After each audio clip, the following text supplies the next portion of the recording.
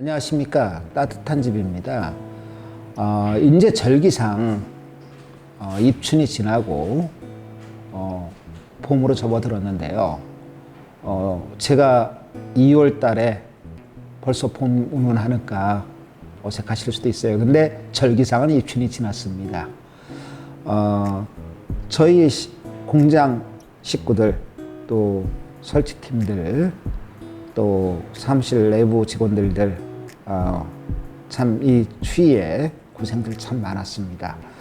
오늘은 확장 공사에 대해서 좀 설명을 드릴까 그래요.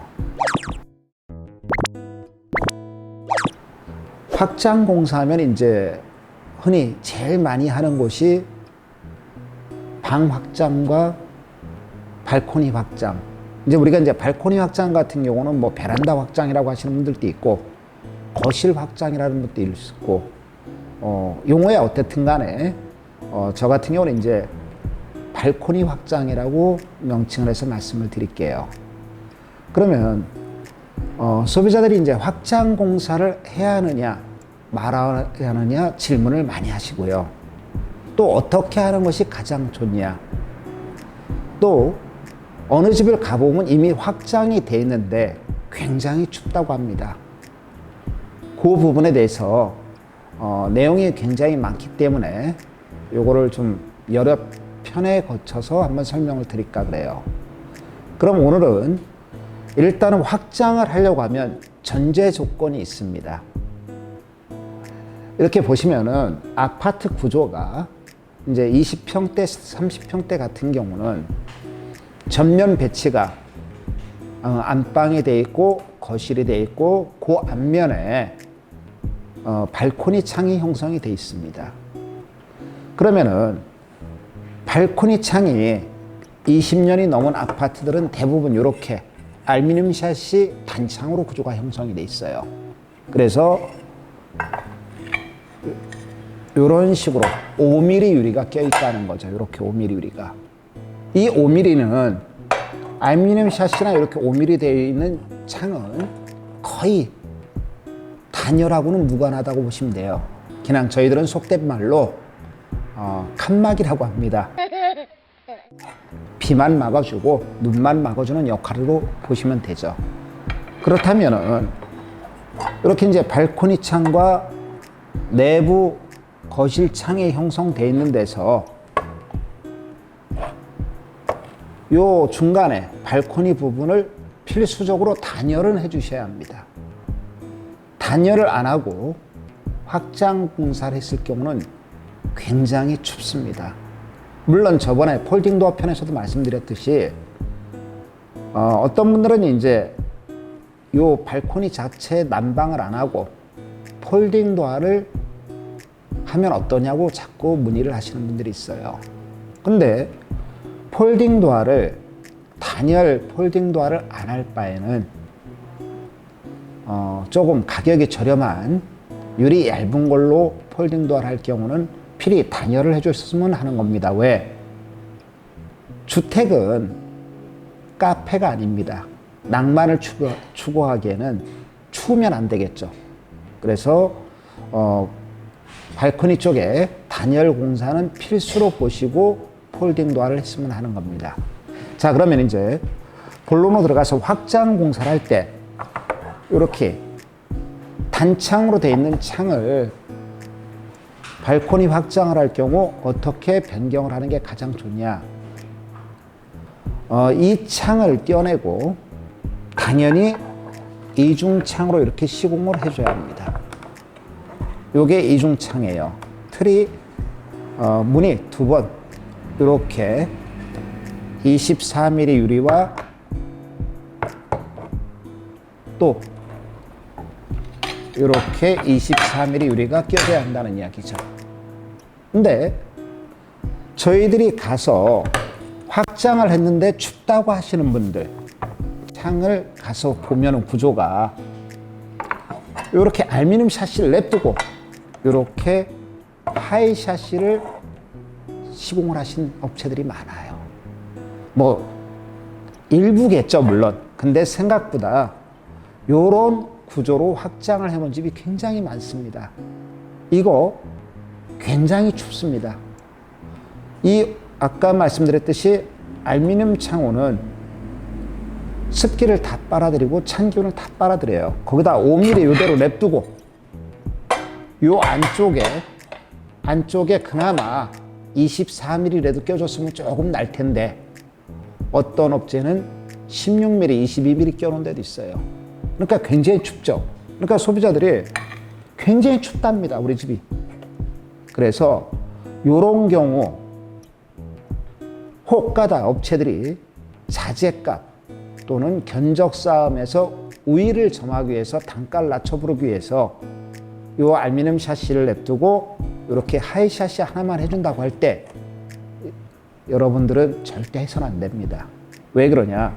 여러 가지 이유가 있습니다. 추운 것도 있지만 이 알루미늄 샤시와 하이 샤시 틈 사이로 온갖 이물질이 닦입니다.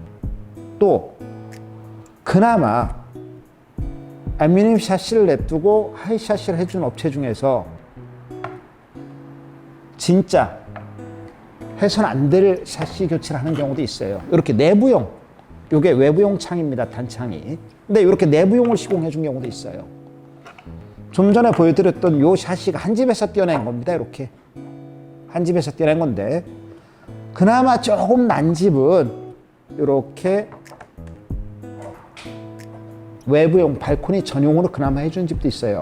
그렇다면 이렇다면 안 추울까? 아닙니다. 역시나 춥습니다. 그래서 확장을 했을 경우 반드시 외부 쪽에는 반드시 이렇게 이중창호를 시공해 줘야 합니다. 그래서 유리도 이중창호로 해서 급을 낮추지 마시고 아까 말씀드린 대로 24mm 유리를 넣어주면은 단열 효과가 상당히 뛰어납니다.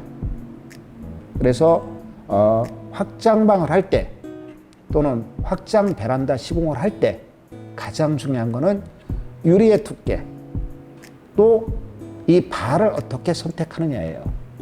어느 집을 가보면 요거를 내부용 창, 쉽게 말하면 이런 높이의 이중창 틀을 이용하는 경우도 있어요.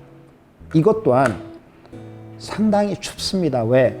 외부용과 내부용의 창은 분명히 차이가 있습니다. 보시면 이렇게 턱도 차이가 나고 또는 모헤어라든지 이 바람이 들어오는 걸 막아주는 기능도 상당히 차이가 납니다. 그래서 반드시 외부하고 접한 방 또는 베란다를 확장하거나 거실 문을 없앨 경우 밖에 확장을 할 경우는 필히 이렇게 외부용 발코니 전용 이중창을 써줘야 한다는 이야기죠.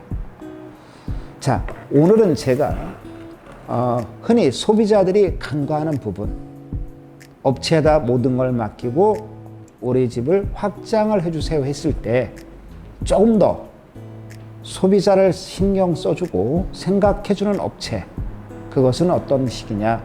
당연히 이런 식으로 시공을 해줘야 한다는 이야기죠. 이중창을 제대로. 그래서 저희들이 이렇게 가서 확장이 되어 있는 창을 뜯어내다 보면 참 저희가 봐도 기가 찰러오르십니다 하는 정도로 소비자 입장을 전혀 생각지 않고 공사를 하시는 업체들이 있더라고요. 물론 대다수의 업체는 아닐 겁니다. 근데 진짜 추워요. 또 소비자가 추운 걸로 끝나면 괜찮죠. 근데 다시 재시공을 하려고 하니 추가 비용이 들어간다는 이야기죠. 추가 비용이 어떤 비용이냐? 처음에 공사한 이상의 비용이 들어가야 한다는 이야기죠.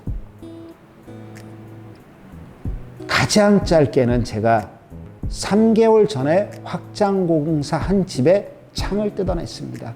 다시 시공을 해드렸어요. 왜? 애들이 추워서 거실 확장한 데 가 있으면 무릎이 시리답니다. 그 집이 이렇게 시공이 돼 있었습니다. 이런 식으로 알루미늄 냅두고 그나마 발코니 단창으로 해줬는데 이 또한 춥습니다. 왜?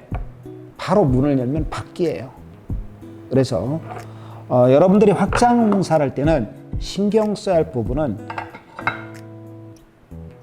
내가 이 집은 비용을 무조건 줄여서 싼 견적만 받지 마시고 제대로 해주는 시공인가 필히 확인하시고 공사를 하십사 하고 말씀드리는 겁니다. 오늘은 여기까지 하고요. 제가 다음에는 또 이 확장 공사에 대해서 다녀보면 참 많은 경우를 보게 됩니다. 그래서 그런 부분 다시 한번 정리해갖고 여러분들한테 좀 더 유익한 정보 알려드리도록 노력하겠습니다. 감사합니다.